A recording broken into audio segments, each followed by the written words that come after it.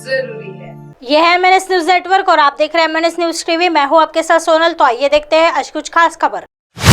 सिद्धारमैया ने ली मुख्यमंत्री पद की शपथ। DK शिवकुमार बने डिप्टी CM। चल रहा है शपथ ग्रहण समारोह। कर्नाटक में नई सरकार का शपथ ग्रहण हो गया है।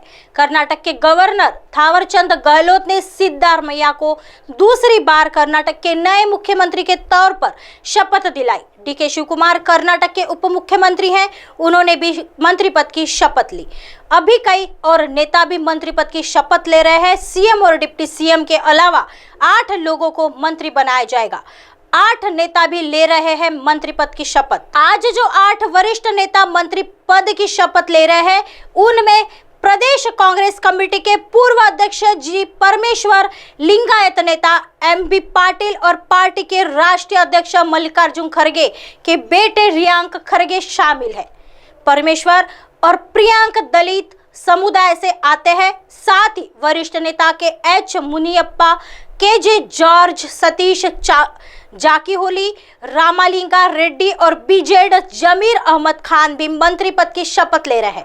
मुनियप्पा भी दलित समुदाय से आते हैं। वही खान और जॉर्ज का संबंध अल्पसंख्यक समुदाय से है। जारकीहोली अनुसूचित जनजाति समुदाय से आते हैं, जबकि रामलिंगा रेड्डी का संबंध रेड्डी जाति से है। विपक्ष के ये नेता हुए शामिल। शपथ ग्रहण समारोह में राहुल गांधी और प्रियंका गांधी वाड्रा के साथ ही कांग्रेस अध्यक्ष मल्लिकार्जुन खड़गे और कांग्रेस के कई वरिष्ठ नेता शामिल हुए।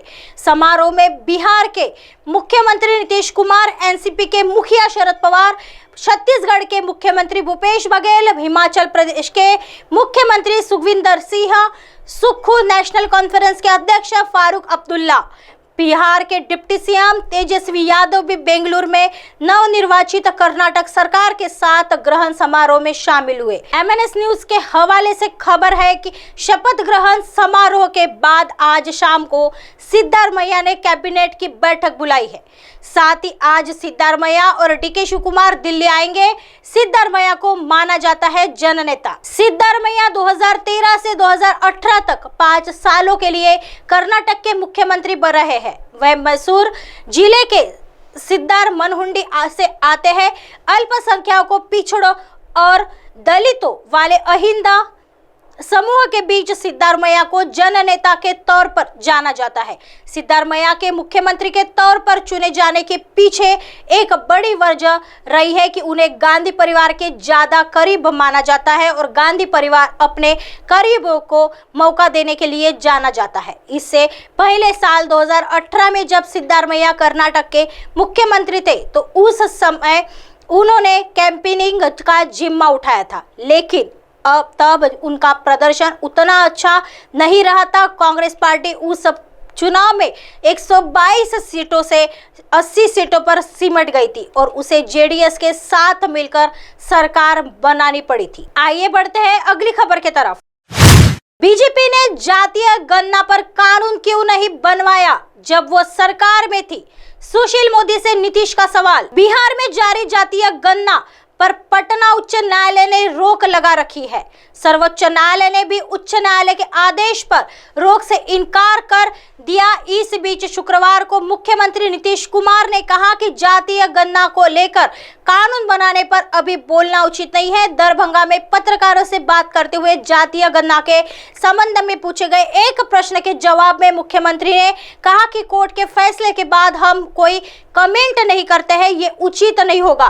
कानून बनाने की बात पर अभी कुछ भी कहना उचित नहीं होगा। उन्होंने कहा कि हम लोगों ने केंद्र सरकार से इसको लेकर मांग की थी और प्रधानमंत्री से मिले थे, लेकिन जब वे तैयार नहीं हुए और कहा गया कि आप लोग अपने यहाँ कीजिए, हम लोगों के ने यहाँ पर भी सभी पार्टियों की राय से यह काम शुरू करवाया।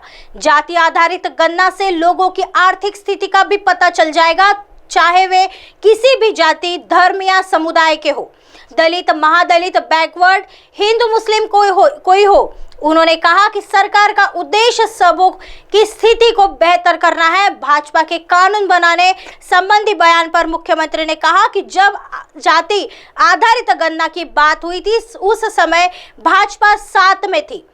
उसी समय उसने क्यों नहीं कहा था कि इसके लिए कानून बनाए। कर्नाटक चुनाव में कांग्रेस की जीत पर पूछ गए सवाल का जवाब देते हुए मुख्यमंत्री ने कहा कि पार्टी की कर्नाटक विधानसभा चुनाव में जबरदस्त जीत हुई है। उन्होंने कहा कि मुझे शपथ ग्रहण समारोह में बुलाया गया है और फिर कांग्रेस पार्टी के अध्यक्ष ने भी फोन कर समारोह को लिए आमंत्रित किया है। आइए बढ़ते हैं अगली खबर की तरफ।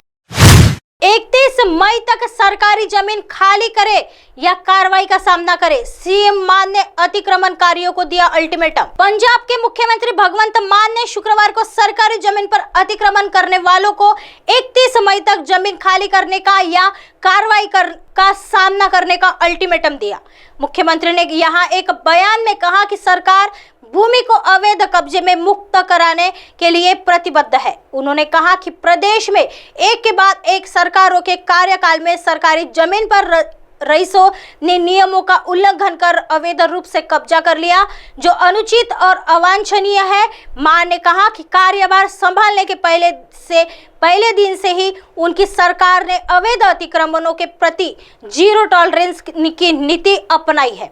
मुख्यमंत्री ने कहा कि यह बड़े गर्व और संतोष की बात है कि सरकार ने अब तक 9000 एकड़ से अधिक सरकारी भूमि को अवैध कब्जा से मुक्त कराया है। उन्होंने कहा कि यह गति आगे भी जारी रहेगी और अवैध कब्जे वाली एक एक इंच सरकारी जमीन को हर हाल में खाली कराया जाएगा।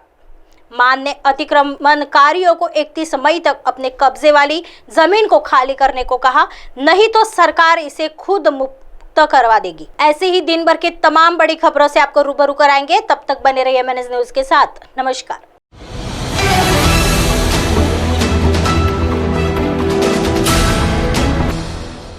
ये है MNS न्यूज नेटवर्क और आप देख रहे हैं MNS न्यूज।